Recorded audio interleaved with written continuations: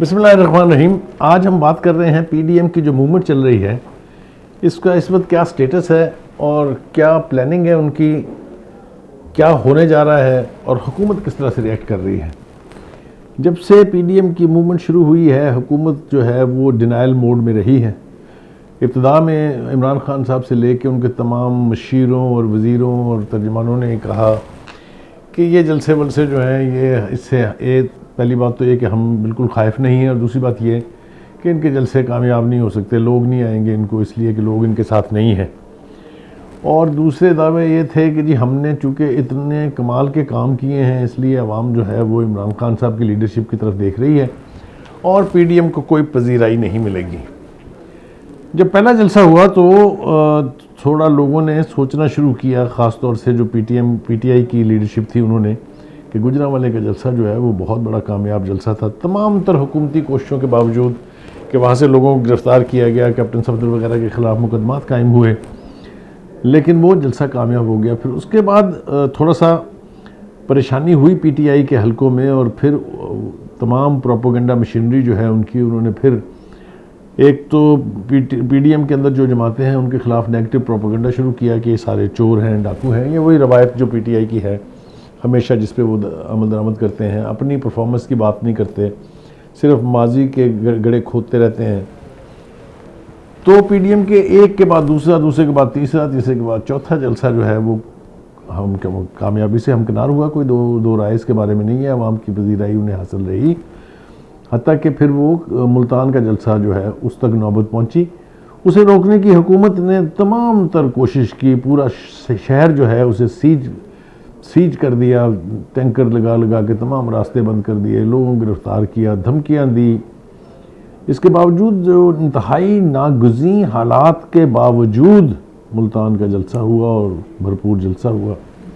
अब जलसों की सीरीज़ में लाहौर जो है ये आखिरी मंजिल है, और 13 दिसंबर को जो जलसा यहाँ पर होना है उसको पीडीएम की क़यादत की तरफ से कहा जा रहा है कि वो टर्निंग पॉइंट होगा और फ़कीदुल मिसाल वो जलसा होगा। उसके लिए जिस तरह की तैयारियां नज़र आ रही हैं, जिस तरह ख़ास तौर से नून लीग की लीडरशिप डिटरमिन्ड है, क्योंकि लाहौर जो है वो पाकिस्तान मुस्लिम लीग नवाज़ का गढ़ समझा जाता है। आज भी यहाँ में 14 सीटें हैं जो नेशनल असम्बली की, उसमें से 12 जो हैं वो नून लीग के पास हैं। तो इस जलसे से हुकूमत बावजूद इसके कि खाइफ नज़र आती है, लेकिन वो दावे यही कर रही है। पहले उन्होंने कहा कि जलसा करने नहीं देंगे, इजाज़त तो खैर उन्होंने अब तक नहीं दी है, और छोटे छोटे हथकंडे जो माजी में भी लोग इस्तेमाल करते रहे, ख़ास तौर से जो मिलिट्री डिक्टेटर्स थे, वो सियासी जमातों के जलसे ना होने देने के लिए या उन्हें नाकाम करने के लिए कभी जलसागाह में पानी छोड़ देते थे, कभी तार में करंट छोड़ देते थे। इसी तरह की हरकत अब भी हमें होती दिखाई दे रही है, क्योंकि मिंटो पार्क जो है, जो जहाँ यादगार पाकिस्तान है, वहाँ पर पानी वानी छोड़ दिया है। वो इस किस्म के सारी सूरत हाल जो है वो चल रही है। लेकिन पीडीएम की जो इजलास लाहौर में हुआ था 8 दिसंबर को, उसके अंदर भी हमने देखा कि वो जो तवक्को की जा रही थी हुकूमती हलकों की तरफ से कि शायद पीडीएम की क़यादत में किसी न किसी इशू के ऊपर इख्तलाफ होगा, मगर वो हमने देखा कि एक आवाज़ हो के सब ने एक ही बात की। फिर उसके बाद जो इस्लामाबाद में इजलास हुआ, जिसमें कुछ फ़ैसलों का ऐलान भी किया गया, उसमें सूरत हाल और ज़्यादा वाज़ेह हो गई है कि जो तवक्को थी हुकूमती हलकों की शायद कि पाकिस्तान पीपल्स पार्टी जो है वो थोड़ा बहुत या इख्तलाफ करेगी या इस पीडीएम की क़यादत में कोई क्रैक आ जाएंगे, वो ख्वाहिश भी उनकी पूरी नहीं हुई है। इसलिए कि इस्तीफ़े जो जिसको फोकल पॉइंट कहा जा रहा है अब इस सारी तहरीक का, कि पीडीएम जो है वो इस्तीफ़े देने में सीरियस है या नहीं है। हम देख रहे हैं कि इस्तीफ़ों के पार्टी के हेडक्वार्टर में या पार्टी की लीडरशिप को मिलने का सिलसिला शुरू हो गया है। उसमें पीपल्स पार्टी के लोगों ने भी इस्तीफ़े दिए हैं, जेयूआई के तो तमाम अरकान ने दे दिए हैं, और नून लीग के भी काफ़ी सारे लोगों के एमपीएज़ और एमएनएज़ के इस्तीफ़े जो हैं वो आ गए हैं। ये इस्तीफ़ों का जो सिलसिला है, जिसके बारे में अभी भी हुकूमती हल्के दावा कर रहे हैं कि जी नहीं, कोई संजीदा नहीं है इसके अंदर, और पीपल्स पार्टी तो ख़ास तौर से इसका हिस्सा कभी नहीं बनेगी, लेकिन अंदर से खाइफ ज़रूर हैं। इसलिए कि अगर ये इस्तीफ़ों वाली बात सच साबित हो जाती है तो इसके दो फौरी तौर पर नुकसान होंगे पीटीआई को। एक तो ये कि इनका सेनेट का इलेक्शन जीतने और वहाँ अक्सरियत हासिल करने की ख्वाहिश जो है वो दम तोड़ जाएगी, बिल्कुल कोई सूरत नहीं बाकी रहेगी। इसलिए कि इलेक्टरल कॉलेज जो है वो टूट जाएगा और सेनेट के इलेक्शन नहीं हो सकते जब तक कि बाई इलेक्शन नहीं हो। और जब इतनी तादाद में इस्तीफ़े दे देंगे लोग तो नेशनल असम्बली का वजूद भी ख़तरे में पड़ेगा। तो देखना ये है कि हुकूमत इससे निपटने की क्या हिकमत अमली इख्तियार करती है, लेकिन बज़ाहिर अभी तक रेटरिक के अलावा उधर से भी कुछ नज़र नहीं आ रहा है। जो इस्टेब्लिशमेंट है, ख़ास तौर से जिस तरफ हवाले दिए जाते हैं पीडीएम के, कोई उनको सहूलतकार कहता है, कोई उनको सिलेक्टर कहता है, नवाज शरीफ साहब तो नाम भी ले लेते हैं, हमने देखा।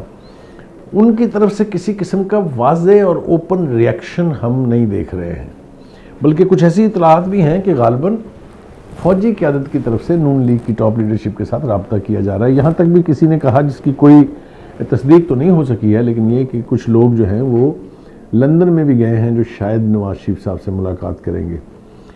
सियासी हलकों की ये सोच बिल्कुल ठीक है कि जब तक हुकूमत वक्त अपोजिशन के साथ एंगेज नहीं करेगी, यानी उनके साथ मुज़ाकरात नहीं करेगी, उस वक्त तक ये सूरत हाल जो है इसका कोई हल तलाश करने की ख्वाहिश भी नहीं की जा सकती।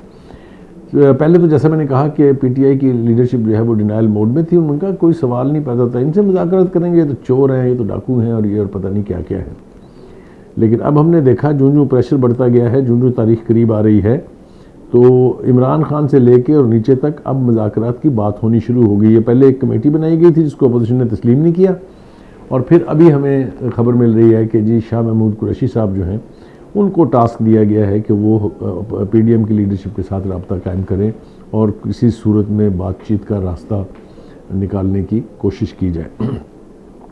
लेकिन दूसरी तरफ हम देखते हैं कि पीडीएम की क़यादत एक ज़बान हो गई कह रही है कि अब हुकूमत से मुज़ाकरात का वक्त गुजर गया है और इस हुकूमत से तो किसी सूरत बात नहीं होगी। मेरी अपनी इंटरप्रिटेशन ये है कि जब वो ये कहते हैं तो उनसे मुराद ये है कि अब तो हम उनसे बात करेंगे जो इनको लेके आए हैं, या दूसरी लफ्ज़ों में आप कह लीजिए कि वो बात करेंगे तो एस्टेब्लिशमेंट से करेंगे। एस्टेब्लिशमेंट से क्या बात होगी, किन इश्यूज़ पर बातचीत का इन्हिसार होगा, उसमें सवाए एक बात के और कुछ नहीं सोचा जा सकता कि वो उनके साथ मिलके इस बात पर इत्तफाक राय कर लिया जाए कि फ्रेश इलेक्शन होने चाहिए, और मिड टर्म इलेक्शन जिनको आप कह सकते हैं। जिस तरह बाकी की हुकूमतें, 3 हुकूमतें बेनज़ीर भुट्टो की गई थी, इसी तरह से 3 हुकूमतें नवाज शरीफ की भी गई हैं, जिनमें से किसी ने भी अपना टेन्योर पूरा नहीं किया।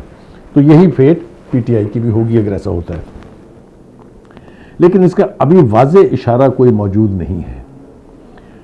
अब जो इजलास हुआ है इस्लामाबाद में, जिसमें मरीम नवाज़ मौजूद थी, जिसमें बिलावल भुट्टो मौजूद थे, और वो हुआ भी मौलाना फजल रहमान की इन्विटेशन पर उनके घर पे।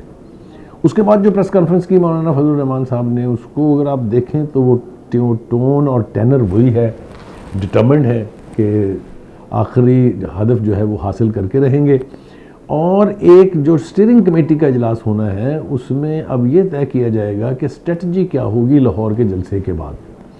क्या तहसील लेवल पर बड़े बड़े शहरों में एहतजाज का सिलसिला शुरू किया जाएगा, जलसे जुलूस किए जाएंगे, या फिर इस्लामाबाद की तरफ मार्च की बात जो है वो होगी।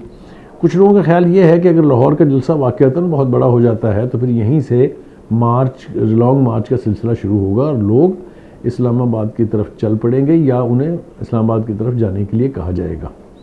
अगर ऐसा होता है तो ये और भी ज़्यादा गंभीर सूरत हाल होगी। क्या होगा क्या नहीं, ये तो एक आने वाला वक्त ही सिर्फ बता सकता है, हम तो सिर्फ उसके बारे में अंदाज़ा ही लगा सकते हैं। लेकिन जो 2 चीज़ें बहुत ही काबिल गौर हैं, वो ये, एक तो इमरान खान साहब अभी तक उसी धमकी आमेज़ अंदाज में गुफ्तगू करते हैं। अभी भी आज भी वो मौजू कोई भी हो, जिस भी तकरीब में वो जाते हैं, लेकिन वो अपोजिशन का तज़किरा करना बहुत ज़रूरी समझते हैं। लान तान के बावजूद वो जो भी गुफ्तगू उनके बारे में करते हैं, उसको किसी तरीके से ये नहीं कहा जा सकता कि एक प्राइम मिनिस्टर जो अपने आप को इलेक्टेड प्राइम मिनिस्टर होने का दावेदार है, उसका लहजा अपोजिशन जो पार्लियामेंट का एक एसेंशियल हिस्सा है, उसके बारे में इस तरह की डेरोगेटरी गुफ्तगू जो है वो करेंगे। लेकिन ये हो रहा है इस मुल्क में, पहले भी शायद होता रहा होगा, लेकिन अब बहुत ज़्यादा हो रहा है। अवाम परेशान है 2 वजह से।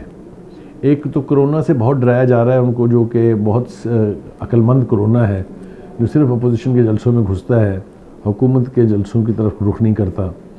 कभी यही प्राइम मिनिस्टर साहब कहते थे कि कोरोना नाम की कोई चीज़ नहीं है, हल्का सा फ्लू है, आएगा 2-3 दिन में चला जाएगा। और अब जब अपोजिशन के जलसे होने शुरू हुए हैं और उसमें लोगों की खातिर यानी एक बड़ी तादाद जो है वो हिस्सा ले रही है, तो अब वो कायल हो गए हैं इस बात के कि नहीं, कोरोना बहुत खौफनाक बीमारी है, इससे लोगों की ज़िंदगियों को बहुत ज़्यादा ख़तरे हैं।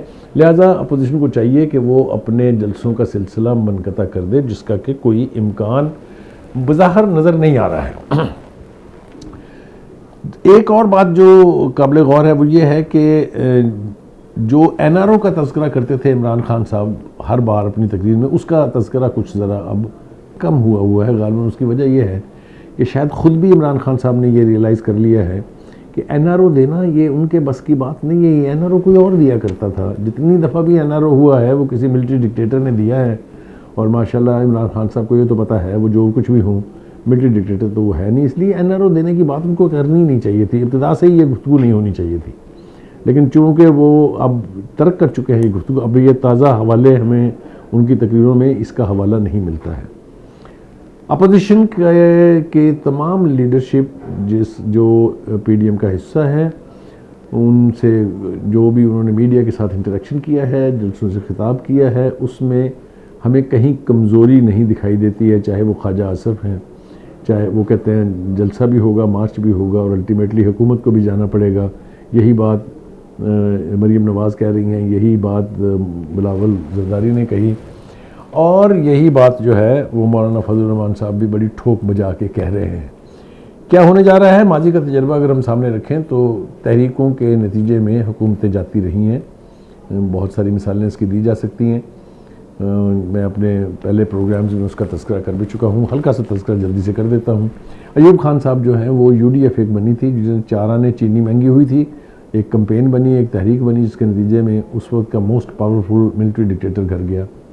उसके बाद जुल्फ़िकार अली भुट्टो जैसा स्ट्रॉन्ग मैन, मोस्ट पॉपुलर, जिसने स्वीप किया था इलेक्शन 1970 का पाकिस्तान पीपल्स पार्टी की, जिन्होंने बुनियाद रखी थी, उसको एक PNA की मूवमेंट ले गई, अगर आपको याद हो अच्छी तरह से।